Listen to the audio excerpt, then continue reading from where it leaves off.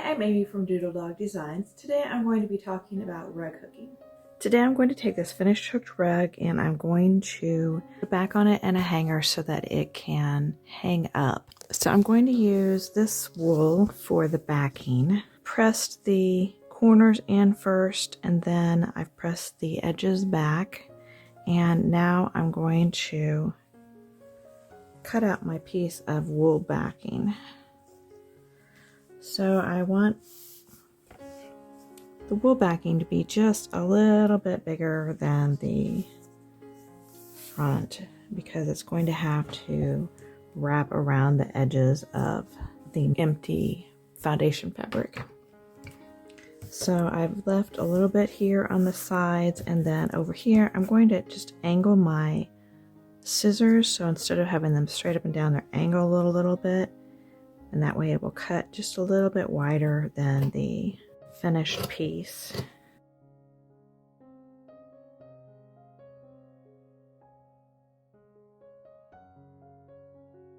And then I have also cut a piece. This is a piece of mat board. It's the same size as the back, but just a little bit smaller, so it will fit in behind the folded over foundation fabric.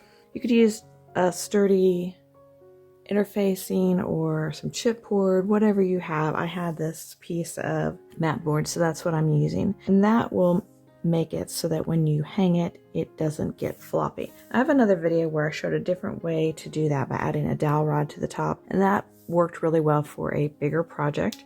This is a different way to do it for a smaller project. Okay, so I'm going to start here on the bottom, and I'm going to bring my needle up underneath and bring it out on the fold.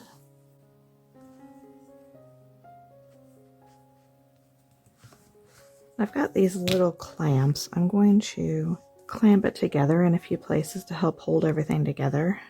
They make little clamps specifically for holding sewing projects together. I really should get some of those.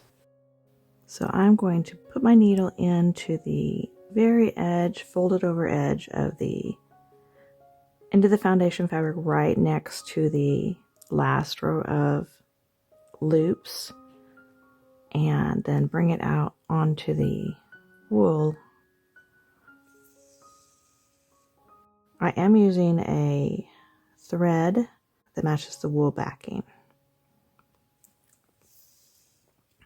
and that just helps pull the wool over the edge of the foundation fabric to hide that foundation fabric edge.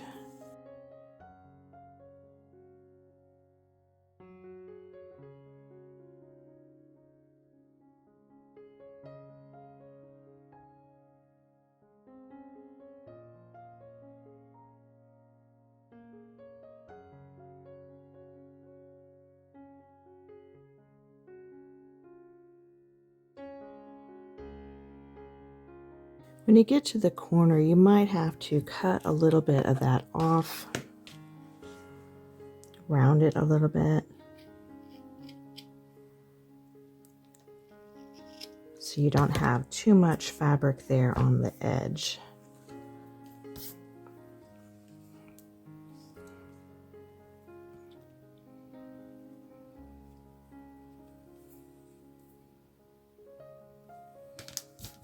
Looks like it's still going to be a little bit too much.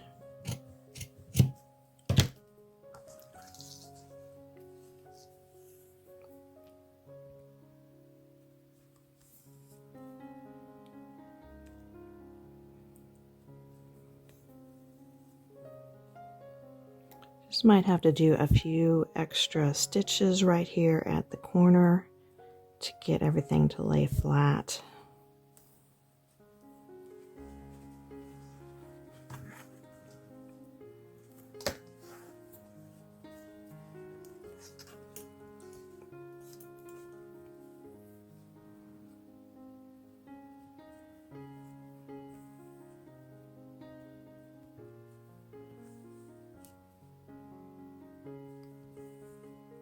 Now I have the back completely sewn on.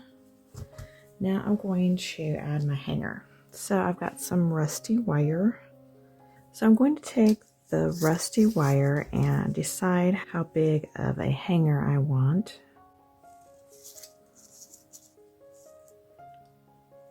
I think something about like that.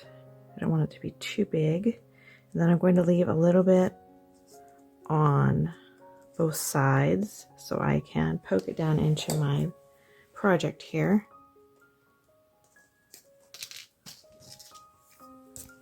Then I'm going to poke it into the back here, just right on the top in the corner. A little bit trickier since I've got that mat board in the back there. I can't poke through that. I want it to poke back out through the wool so that I can fold it over so it will stay.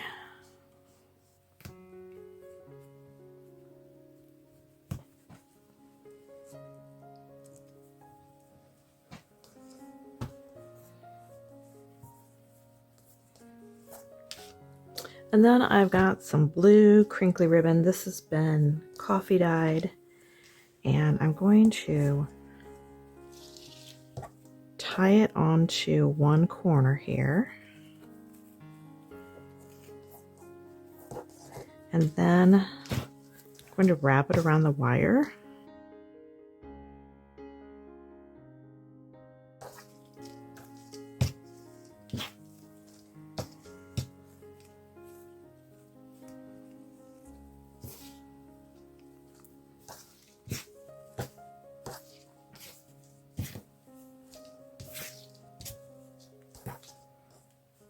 I want it to be loose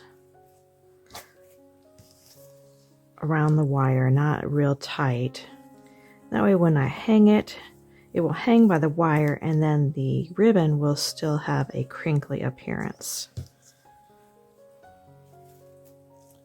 So when I get to this other end, I want to tie again. Just a simple knot.